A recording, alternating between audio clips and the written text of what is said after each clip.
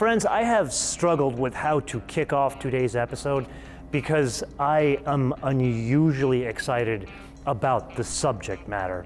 But this really isn't about whether you're a Z guy, a Supra guy, an RX-7 guy.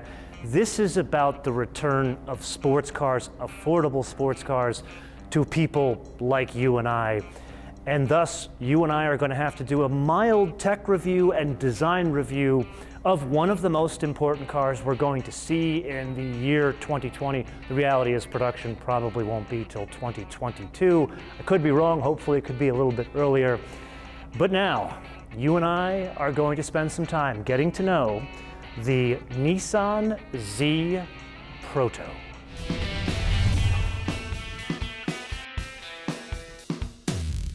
Let's kick things off with what we know the least about, and that would be the greasy bits. I tried my New York best to wrangle as much information out of the folks at Nissan, and they were incredibly tight-lipped. The only two bits they would share with me, number one, 2 turbochargers, and number 2, a V6. That could mean one of 3 things. The first 2, very unlikely. Number 1, an entirely new V6. Number 2, they could pilfer the 3.8 twin turbocharged V6 from the GTR. Now that would be somewhere between 565 and 600 horsepower. The more likely option would be the third option, and that would be pilfering the engine from the Infiniti Q50 Red Sport. That's a 3-liter, that's 400 horsepower. That could work. But how about we make a moonshot here? Chevrolet made a moonshot. How about we exceed the Supra, which is what, 382 horsepower? Let's make this thing somewhere between like 425 or ideally up to as high as 475 horsepower. I think it can be done and absolutely would put this thing back on top, which is really where it should be. And then there is the transmission. They did share a couple of bits on that. There will be 2 transmissions on offer. Yes, an automatic. Again, a suggestion here.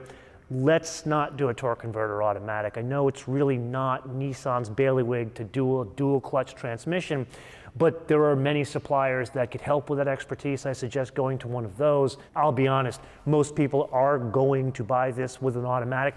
Not all of them. Like, I think this is going to track like a 911.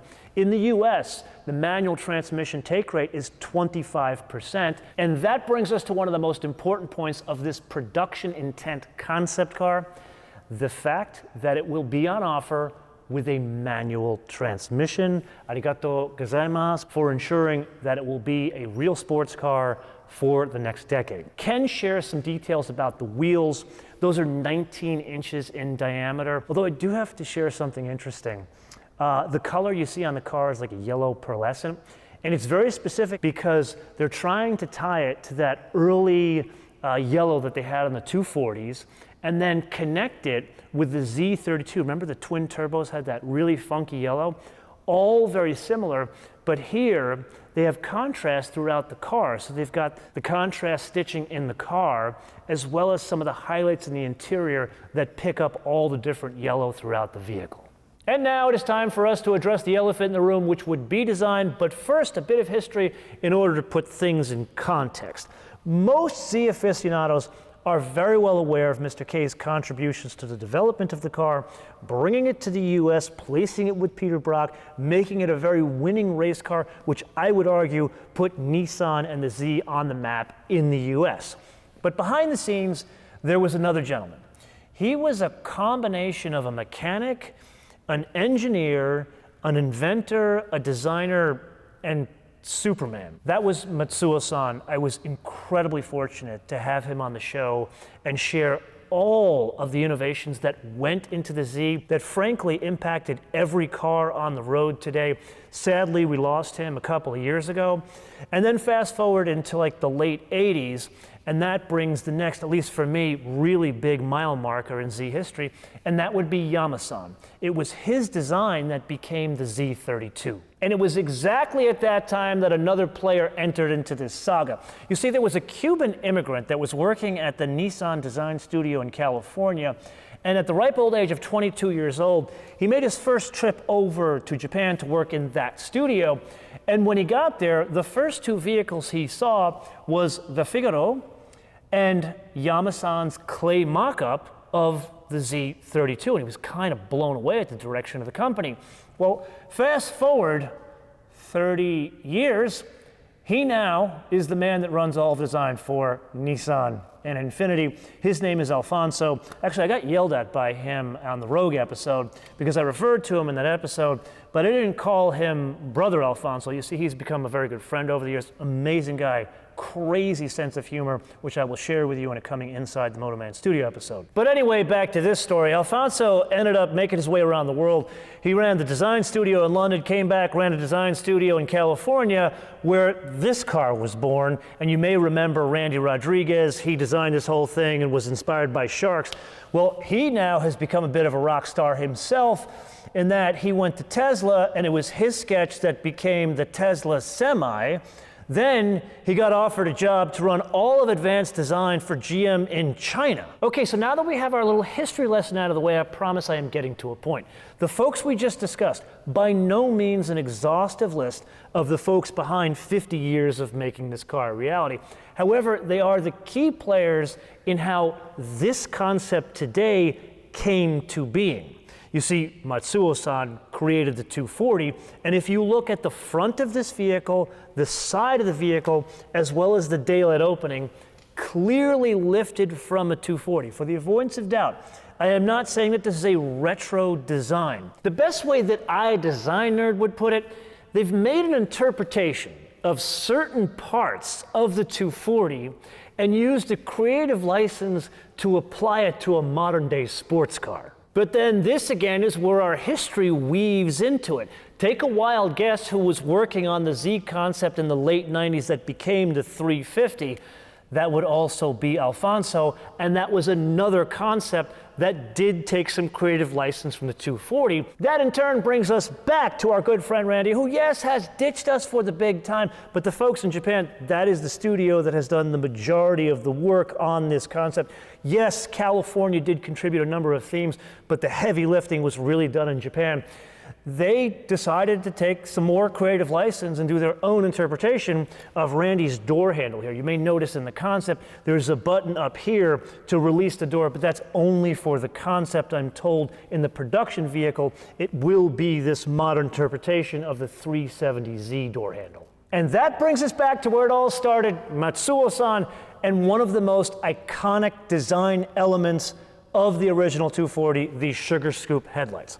Now, as an aside here, I am convinced Washington and Brussels are in the business of pissing on our car parade. We can't have any fun anymore, so designers and engineers, they can't do sugar scoop headlights like they did back in the day. It's got to be covered because of safety and pedestrian, all that kind of stuff.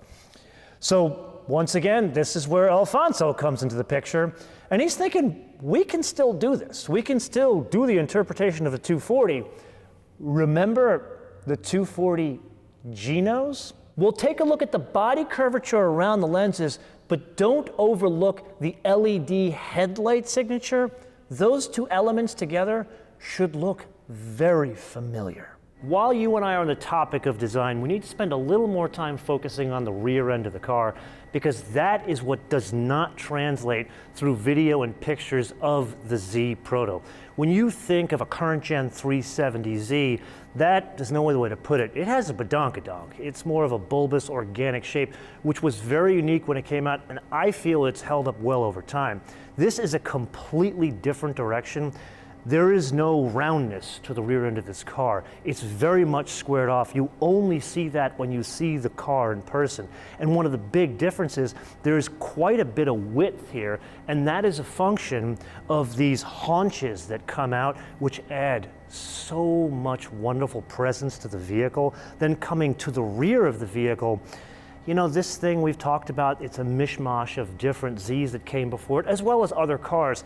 Here, it's very much a Z32, as you can see in the taillight array. But this being a Nissan, we do need to discuss practicality, and that goes back to our original discussion with Matsuo-san, because believe it or not, he intended the 240 to be practical, and I'll prove it to you. One of the original tests was handing over pre-production prototypes to his wife so she could go grocery shopping and report back on how the car was for practical errands around town.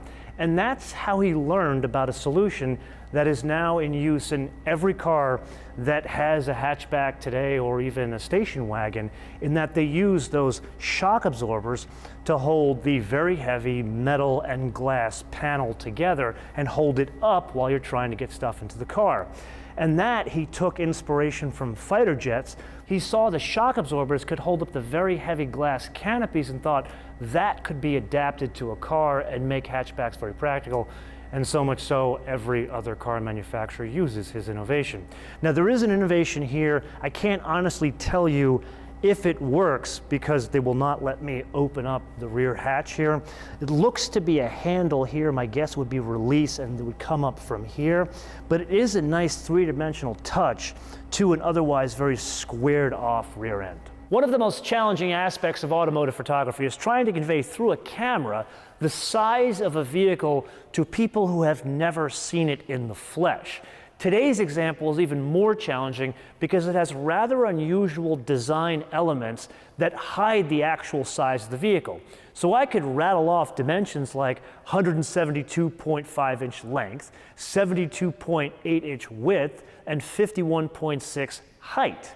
But that would mean nothing. A better way to approach this is to discuss some cars you have already seen on the road in comparison. And the best place to start would be in the past. This 370 is about the same height and width, however length significantly shorter by almost a full 6 inches. Then, being that we're kind of going back to the golden age of Japanese sports cars, at least sorta in some cases, we got to talk about the Supra. There, the dimensions are within millimeters of this concept car. Then, of course, it wouldn't be an episode of mine if I didn't compare it against the 992. And there, the width and the height almost identical. The length significantly different. The 992 is about 5.5 inches longer. And that brings us to our last comparison, which also happens to be the biggest deviation from this concept, the C8. That is almost 10 inches longer, almost 3 inches wider, and over 2 inches lower in height. So out of everything about the Z Proto, the aspect that comes across as the most production intent is absolutely the interior, and that is also the aspect that has taken inspiration from the 370Z. You look at the door panels, some of the switchgear and the shape of the seats looks like it has come from the 370Z. Beyond that, there are some significant changes. Now, I do have to say something here. Usually when you and I see these concept cars, production tents, whatever you want to call them, they usually have the build quality of like a China doll. Here, this looks like it could be in production tomorrow, even down to some wonderful details like the contrast stitching or the combo of like this mesh and the leather interior. The console, I'm going to say it is magnificent because there is a manual transmission there.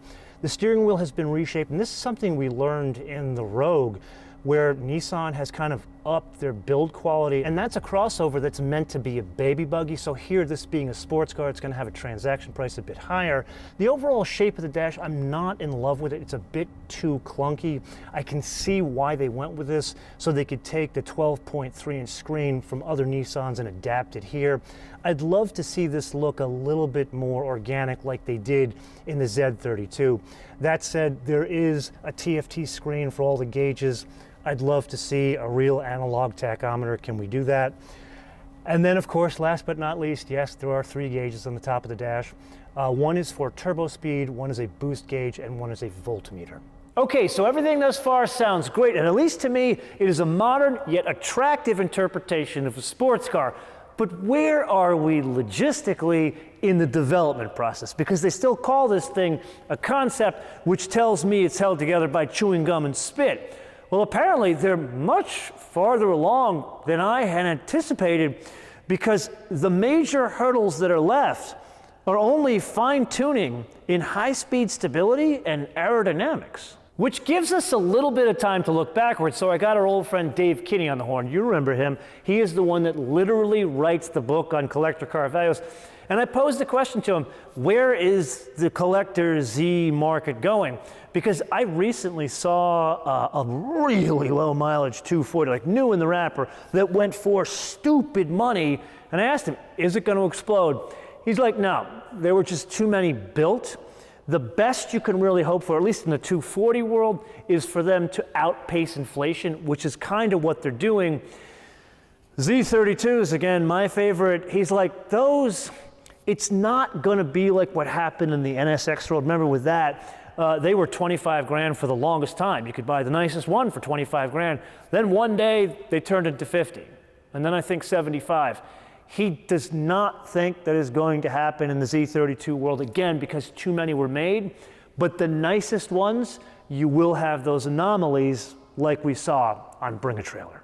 Being this was a bit of a different exercise for you and I today, rather than closing with a summary, Kumo and I have drawn up a wish list of sorts. Think of this as an open letter to my brother Alfonso of suggestions for the coming production version of this concept. And so I don't forget anything, Kumo made me write all this down. First and foremost, the engine and transmission, already made those suggestions towards the beginning of this episode. And then color and trim. Now, I said something a couple of weeks ago that I never thought I would ever say in my life.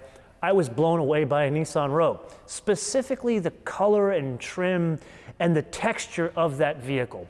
Would like to see what was done there, here, but let's take it up a couple of notches and do the mini treatment to this. No, I don't mean the size. I mean all the customization options of the interior, the exterior. Make it your own kind of a car so one Z doesn't look like the other Z. Granted, this is the stunning BRE livery. Maybe not this, but something unusual that's updated for this decade. And then second, a T-top. I'm not joking, I want a T-top. It can be done. Porsche sells every 911 Targa they make at a premium. They don't discount them. Something tells me you can get a premium with a car with a T-top. Let's make them glass roofs, and I want a T-top, I don't want a Targa top. I'm dead serious, make this happen. And something tells me I am not the only one that would pay extra for a T-top, and I will prove it to you.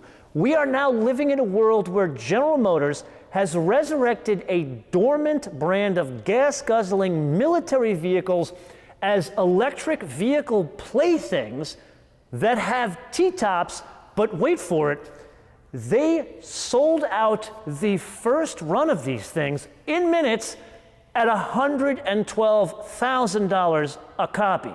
Enough said. And then last, but certainly not least, a dire warning. Now I share this because yes, I am biased. I want to see Japanese sports cars succeed because I have a soft spot in my heart for them, because I have owned many of them over the years.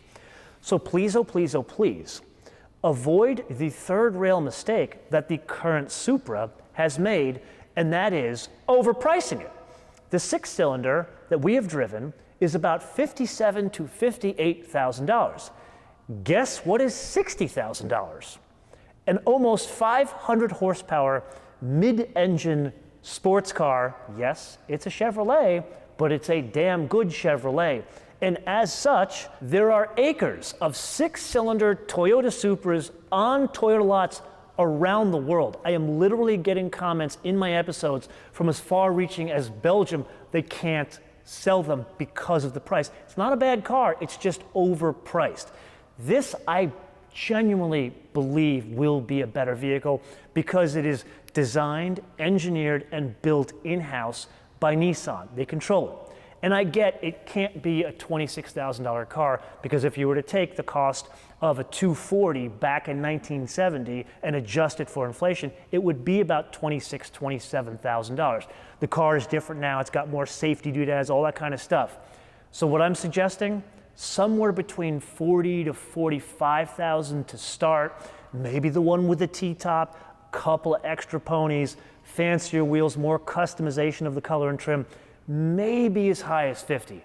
But please, oh please, oh please, don't go anywhere near that third rail. Okay, so hopefully I haven't been unclear, but feel free to opine in the comments below about any of the topics we covered today, or better yet, topics we didn't cover today, because I can guarantee that Brother Alfonso, as well as some of his colleagues, in other words, the people that have the biggest impact on the coming production car, will be reading your comments. And with that, I do want to share a fun fact with you. The folks at Nissan only put out one press release on this vehicle, which is highly unusual. And there's one sentence that caught my eye. We consulted with legends in motorsport, but gave no names.